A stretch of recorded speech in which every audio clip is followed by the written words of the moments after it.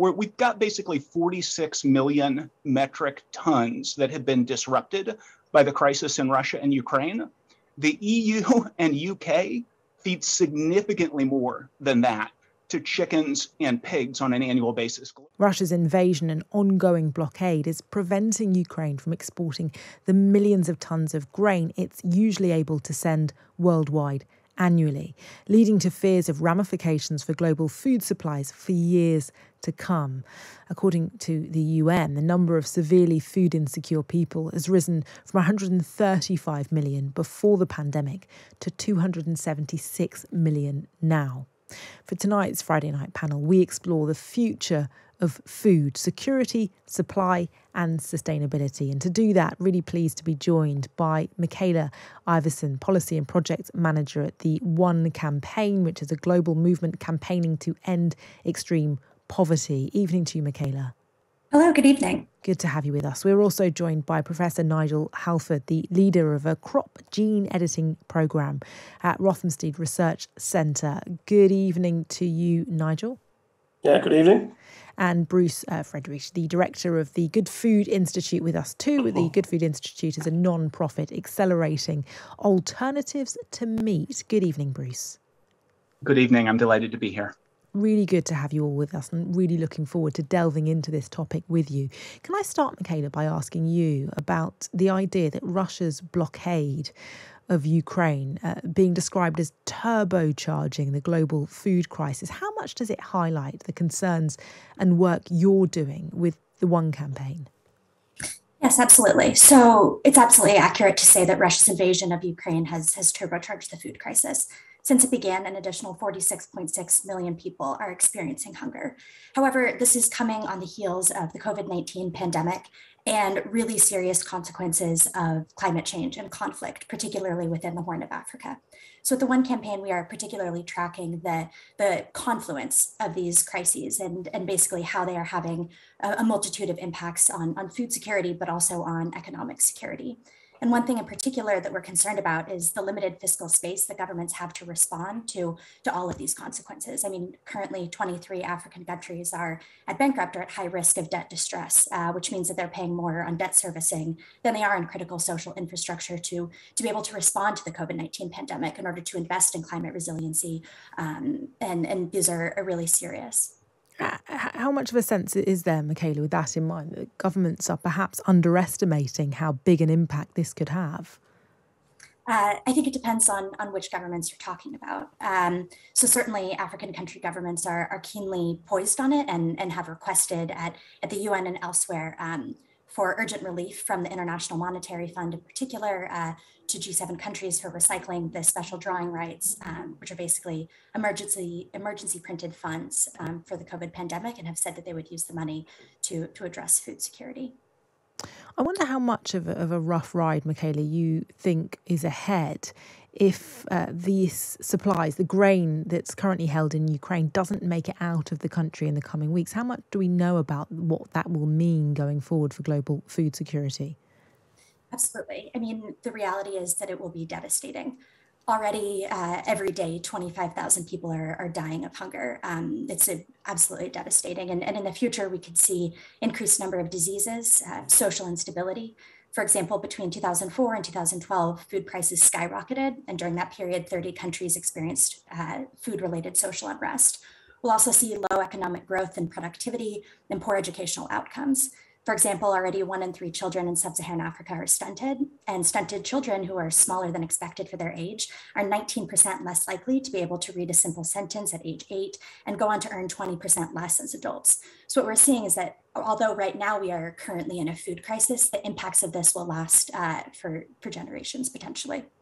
And impacts which already are seemingly widening the divide, are disproportionate in their impact, but are being felt in richer nations in the West. The impact of this is being felt too. Yes, that's exactly right. But I think one of the best ways to explain this is to actually look at the household level expenditures on food. In Nigeria, for example, it's somewhere around 58%, whereas in the United States, where I live, it's closer to 6%. So in Nigeria, when you see a 15.9% food inflation rate, it has a much more acute impact on the household level than it does in the United States. That's really interesting. I want to bring in Professor Nigel Halford, as I mentioned, leader of a crop gene editing programme. And GM crops, Nigel, already being grown and consumed in many parts of the world. What opportunities do they offer in taking perhaps an innovative approach to tackling the sort of food security we're seeing as a result of the war in Ukraine? Well, let's make a distinction, first of all, between GM crops and gene-edited, GE crops. So GM crops have been around for a quarter of a century, grown in many parts of the world, though not in Europe, by and large. There's a bit grown in Europe, but not very much. Gene editing is a much newer technology, but both of them, they add things to what crop breeders can do. And just to echo what Michaela is just saying, I think the war in Ukraine will hopefully have a short-term effect on food security. It may be a sharp effect, but one hopes it will be a short-term effect. There are longer-lasting challenges going ahead, climate change being the obvious one, but population growth, consumption, lack of fresh water, competition for land use, competition for food use, for other uses, bioenergy, for example. So many challenges for agriculture going forward. And I would say that crop breeders need all the tools possible available to them in order to meet those challenges. Of course, it won't be just plant breeding. There'll be lots of other things. We have farmers, obviously, other aspects of the food chain, but crop improvement must play a big part in meeting the challenges of food security in the next few decades. And we need to be able to use all the technologies possible. Tell us about the work you're doing, particularly around crop gene editing, and actually, what is it?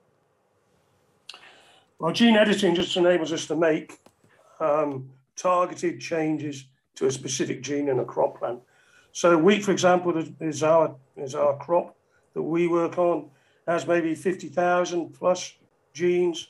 We can use gene editing to make a change to one specific gene out of those 50,000.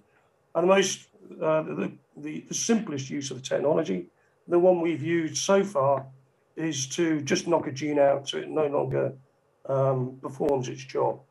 And we've done that to reduce the level of something in wheat, which when it's cooked, when it's baked or it's toasted, gets converted to a cancer-causing contaminant. So that's our target. That's maybe a first world target. I don't know. But that's the way we're using it. But it has all sorts of other uses, for example, in disease resistance, in nitrogen use efficiency, in other aspects of improving nutritional value of crops. So pretty well all the kind of targets you might think of for plant breeding going forward. Gene editing will play a role. It's not obviously not going to displace everything else. It's just another tool that's available to plant breeders. But it does enable you to do some things. And GM, you could say the same about GM. It enables you to do things that you can't necessarily do by other methods in plant breeding. You mentioned the climate crisis. What about the opportunities for tackling environmental issues here?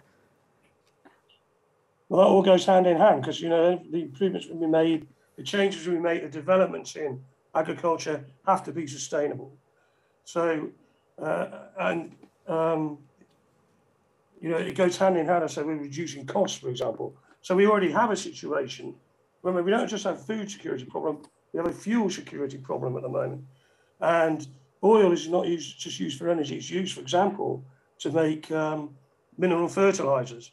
So we already have a crisis currently facing farmers in the UK.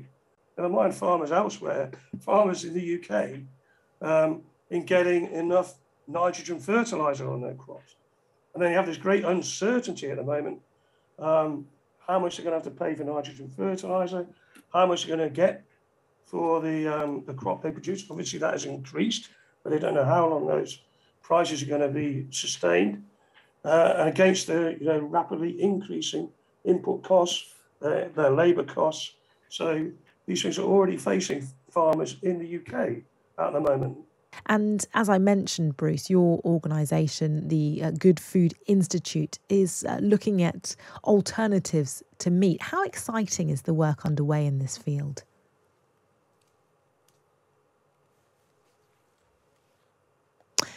The work is exciting. I do just want to take a step back and say, when you eliminate fossil fuels and you go to renewable energy, that's still energy.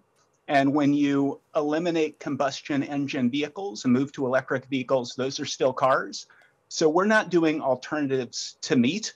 We're doing meat, but in alternatives ways. So it's not eliminating meat. It's making meat from plants. So just like your phone is a phone, even though it doesn't have a cord, and the camera on your phone is a camera, even though it doesn't have analog film. And when you drive your car, it's still a car, even though it doesn't have a combustion engine. We are biomimicking meat from plants, giving consumers the exact same experience, but without all the external costs. And then cultivated meat is real animal meat cultivated directly from cells. And in both cases, these products use a fraction of the resources. So, Nigel was talking about all of the fertilizer that's required for all of the crops that are being grown. It takes 9 calories fed to a chicken in the form of corn or wheat or barley or whatever else. It takes 9 calories fed to a chicken to get 1 calorie back out. It takes 40 calories fed to a feedlot cow to get 1 calorie back out. That means 9 times as much land, 9 times as much fertilizer, or 40 times as much land, 40 times as much fertilizer, if you're talking about cattle.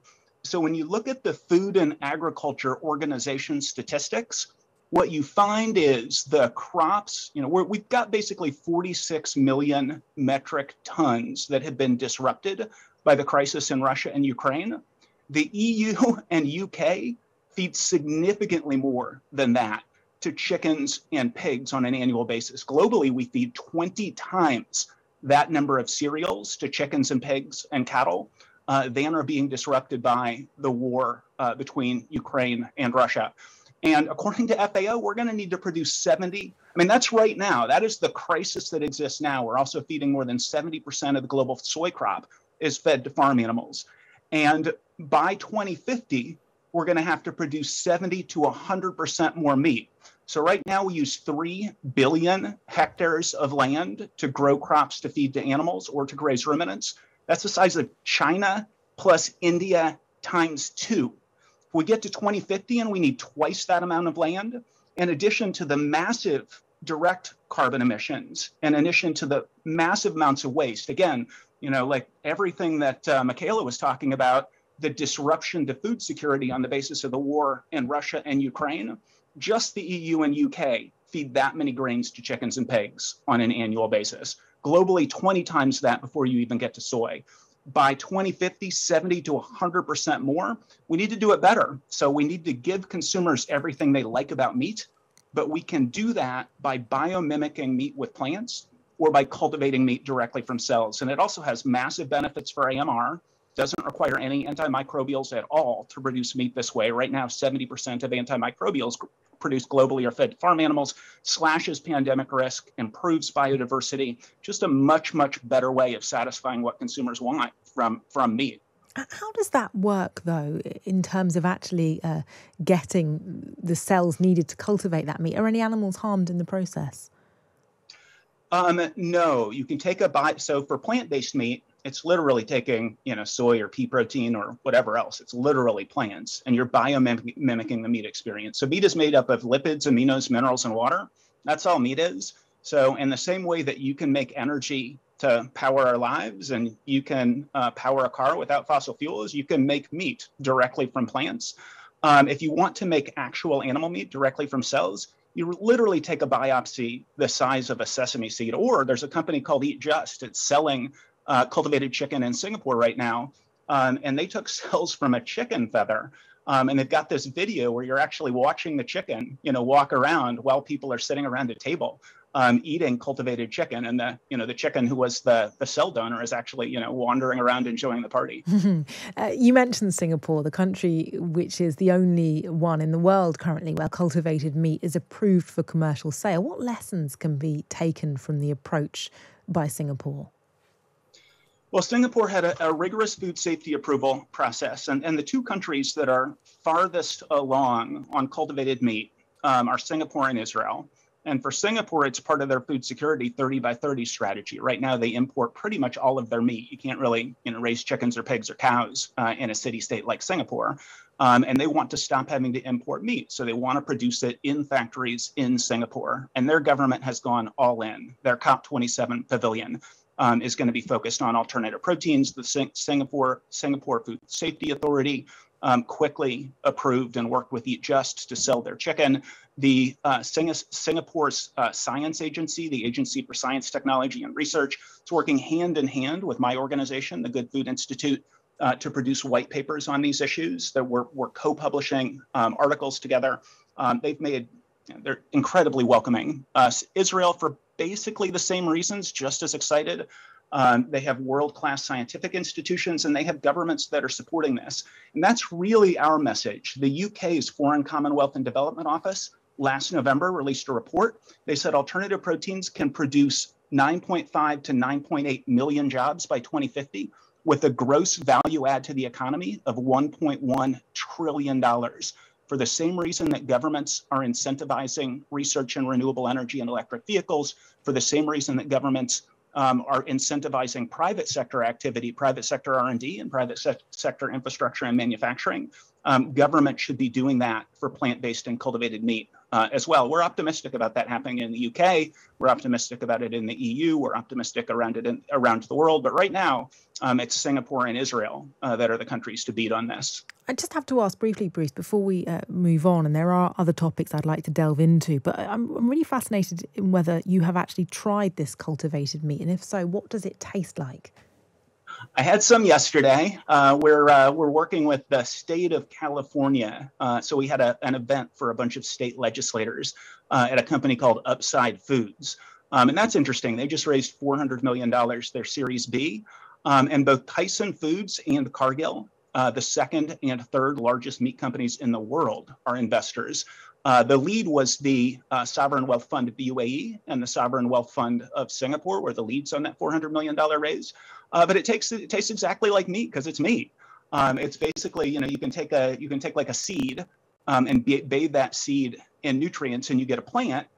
Here you take some cells from a chicken in this case, and you bathe those cells in nutrient, and it grows chicken cells, and you end up eating chicken. It tastes exactly the same because it is exactly the same. Really interesting.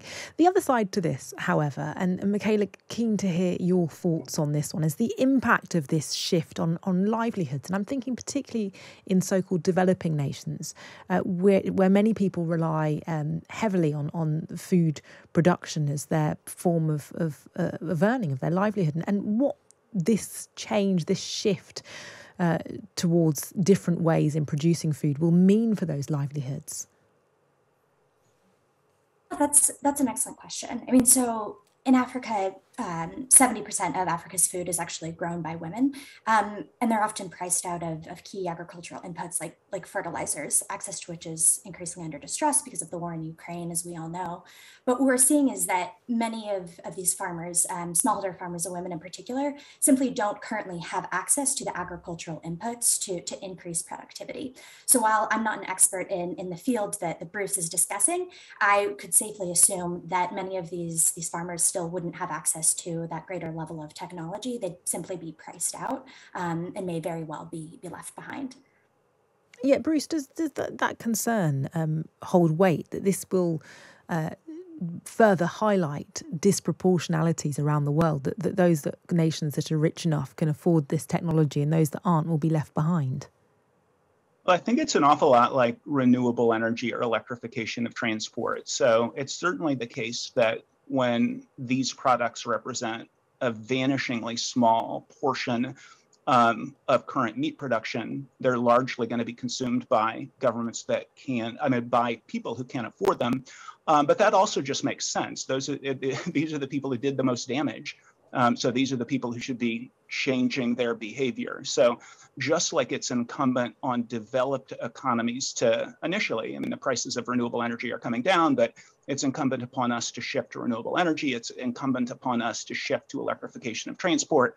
And once we have succeeded in bringing the prices down, then those technologies shift to developing economies. That's going to be exactly the same thing here. But one thing just to note is if we're going to use 3 billion hectares of land right now to grow crops to feed to farm animals, and that's going to be 6 billion by 2050 with the current system, what that means is it throws pastoral farmers off their land. It increases prices for land. It puts more stress on subsistence farmers in a way that makes their lives significantly worse. So one of the other things that the UK Foreign Commonwealth and Development Office report indicated is that on our current trajectory, prices, food prices are going to continue to go up and up and up. And a big part of that is competition for grain between affluent meat eaters who are going to be funneling that grain through chickens and pigs and cows and poor subsistence farmers. That stress in a global economy goes down under this scenario, and it makes things better for subsistence farmers as well. Yeah, really interesting to get some insight there. Just a final thought from you all on how you see the landscape evolving in the coming decade. And Professor Nigel Halford, keen to hear your thoughts on this one first. I just say, rising from what's just been said, I fully support new technologies, and I look forward to eating some of this new meat. But I would also say that some areas of the world, pasture is the best use of the land, and pasture with animals grazing it is the best use of the land. I think we'll still see that for the foreseeable future, no matter what happens with alternative methods of food production. And you can take Africa, for example. A goat can eat all kinds of scrub and grass, bushes that people can't eat, and that people then can eat the goat. So it's not quite as simple as just say, well, these alternative meats are going to displace livestock completely. I think what I would like to see is certainly a scientific approach to the development of agriculture, and a scientific approach to regulation of new technologies, whatever they be, whether the sort of things that Bruce has talked about, or gene editing of crops, GM crops. Let's have a scientific, sensible, risk-based approach to regulation of these new technologies. And if they are useful, if they work, if they're going to help people and help food security, then we should back them. Yeah, okay. Just a quick thought, if I can, Bruce, from you. As you've mentioned already, we are facing a population growth which is going to result in a need for more nutritious food to be grown. So how do you see the landscape evolving in the coming decade to meet that need? Well, the Intergovernmental Panel on Climate Change about 6 weeks ago released their latest report, and they were very explicit. They said, unless meat consumption globally goes down, we're not going to meet even our 2.0, let alone our 1.5 degrees Celsius below pre-industrial level. We're not going to meet those targets. And they also said we need naturally occurring sequestration. So our goal and our hope is to sort of wake up the world that per capita meat consumption, even in the UK, is the highest it's been in a decade, despite the fact that people in the UK understand the external costs of meat production. It's great to encourage people to eat less meat or no meat, but we do need a solution that analogizes to trying to convince people to consume less energy or derive less.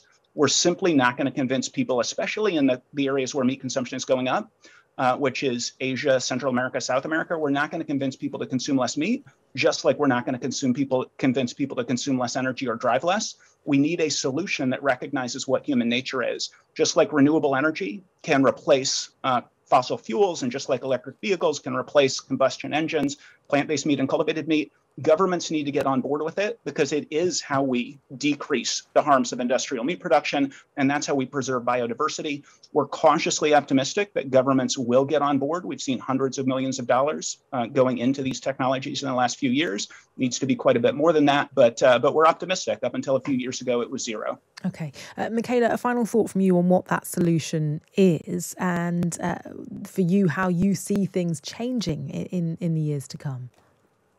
Hopefully ending on a hopeful note. So just speaking of population growth, Africa's population is booming, right? It's expected to hit 2.5 billion people in 2050, when 2 out of every 5 newborns will be African. So when we're talking about these solutions in wealthier countries and alternatives to how we currently procure meat, we also really need to be talking about how those individuals are experiencing food security in their country, in their home countries. And in Africa, these are oftentimes in climate stressed environments, right? So we're seeing projections on yield reduction showing a drop of up to 50%, and crop revenue is forecasted to fall by as much as 90% by 2100. So just as we're talking about these new technologies, we really need to be kind of like protecting and securing these livelihoods. But at the same point, there is still a lot of hope. For example, Africa has much of the world's tracts of unused arable land for cultivation. And so we can also look towards those sects of land to produce more and a better and healthier food that is hopefully more climate resilient to feed Africa's future population. Okay, Michaela Iverson, really good to get your thoughts tonight. Policy and Projects Manager at the One Campaign, a global movement campaigning to end extreme poverty. We were also joined for this discussion by Professor Nigel Halford, leader of a crop gene editing programme at Rothamsted Research Centre, and Bruce Friedrich, director of the Good Food Institute, a non-profit accelerating alternatives to meat. Very good to have you all with us. Thank you very much indeed.